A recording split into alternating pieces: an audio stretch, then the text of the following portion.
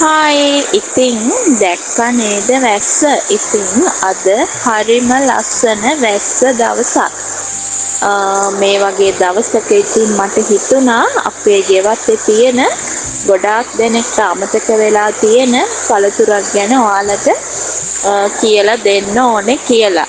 ඉතින් මම අද කල්පනා කරා ඔයාලට ජම්බු පළතුරු ගැන සහ ඒකේ තියෙන පෝෂණය ඒක මොන වගේ අයටද කන්න හොඳ කියන එක ගැන ඔයාලට පොඩි දැනුවත් කිරීමක් කරන්න ඕනේ කියලා.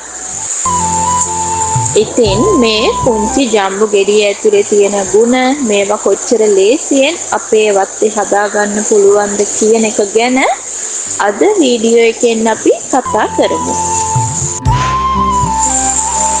ඉතින් මම ගේ ඇතුලේ ඉඳන් පොඩ්ඩක් එළියට ආවා ඔයාලට වීඩියෝ එක කරන්න ඕනේ නිසා.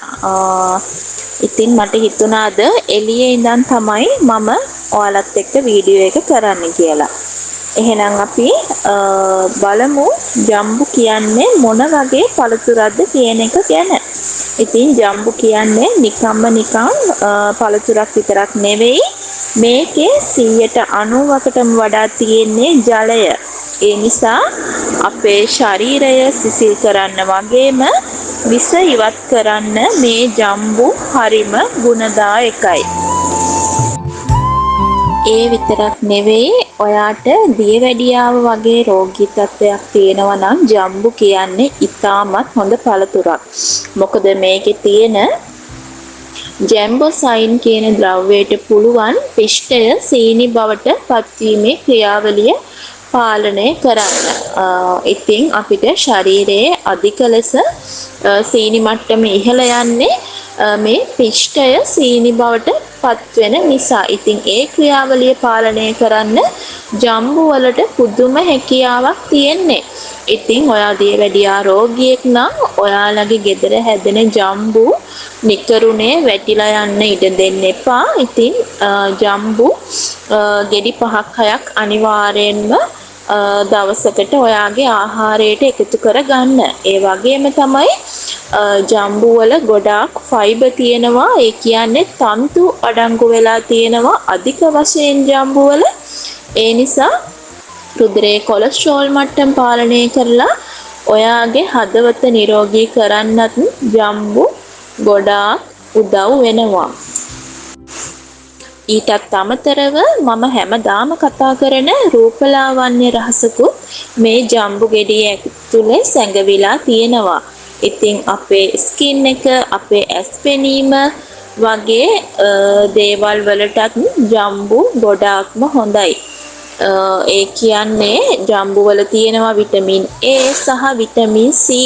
ඉතින් ඕගොල්ලන් හැමෝම දන්නවා විටමින් A, විටමින් C කියන්නේ සමේ පැහැපත් බවට, ඇස් පෙනීමේ වර්ධනයටත් ගොඩාක් ඉවහල් වෙන පෝෂක කොටස්. ඉතින් මේ දේවල් හොඳින් අන්තර්ගත වෙලා තියෙනවා ජම්බු ගෙඩියක.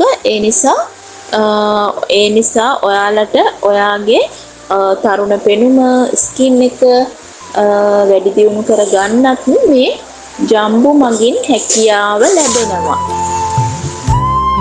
ඒ වගේම තමයි මේ පළතුර වගා කරගන්න හරිම ලේසි. ඉතින් ගොඩක් දෙනෙක් මේ හිතන්නේ ජම්බු වවන්න ලොකු ඉඩක් ඕනේ කියලා. ඉතින් එහෙම නැහැ. අද කාලේ අපිට පොඩි පොට් එකක වුණත් ජම්බු වවන්න පුළුවන් කුරු ජම්බු වර්ග තියෙනවා. ඉතින් ජම්බු ලේසියෙන්ම බෝ කරගන්න පුළුවන් අතු බැඳීම මගින්. එතකොට හරිම ඉක්මනින් අපිට ගෙඩි ලබා ගන්න පුළුවන්. ඉතින් ඒ විදිහට ජම්බු ගහ ඔයාලා හිටවගෙන හොඳින් හිරු එළියේ වැටෙන තැනක තමයි හිටවන්න ඕනේ. එහෙම හිටවනවා නම් ජම්බු ගෙඩි ඉක්මනටම ඔයාලට ගන්න පුළුවන්. ඉතින් කාබනික පොහොර ටිකක් දුන්නොත් මේ ජම්බු ගහට ඔයාලට හොඳ අස්වැන්නකුත් නෙලා ගන්න පුළුවන්.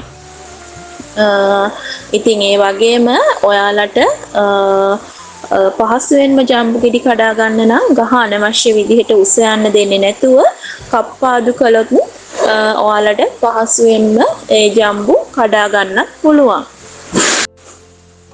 ඉතින් මේ ජම්බු අපිට නිකන් කනවා වගේම ජම්බු අච්චාරුවක් එහෙම නැත්නම් ජම්බු ජූස් එකක්. හැබැයි ජම්බු ජූස් එකක් හදනවා නම් අද වගේ දවසක නැතිව වැස්ස නැති දවසක බොන්න හදා ගන්න ඕනේ. ඉතින් එහෙම හදාගත්තාම තමයි ඒක ගොඩාක් ප්‍රබෝධමත්ව අපිට බොන්න පුළුවන්කම ලැබෙන්නේ.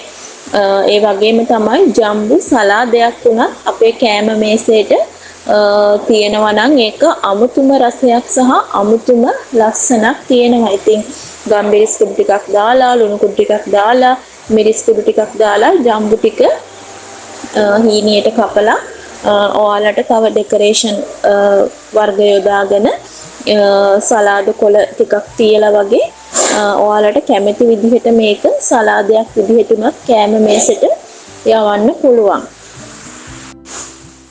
ඉතින් මේ වැස්ස වෙලාවේ මට කරන්න හිතුණු වීඩියෝ එකක් තමයි මේක. මම ලොකුවට ප්ලෑන් කරලා කරපු වීඩියෝ එකක් නෙවෙයි. වැස්ස පටන් ගත්තට පස්සේ මට හිතුණා ඔයාලට මොකක් හරි දෙයක් ගැන මම වැස්සේ කියලා දෙන්න ඕනේ කියලා. ඉතින් එහෙම හිතලා කරපු කතාවක් තමයි මම මේක. ඔයාලට ඉතින් මේ තොරතුරු වැදගත් වෙනවා කියලා හිතෙනවා නම් තව කෙනෙක්ට බලන්න ෂෙයා කරන්න.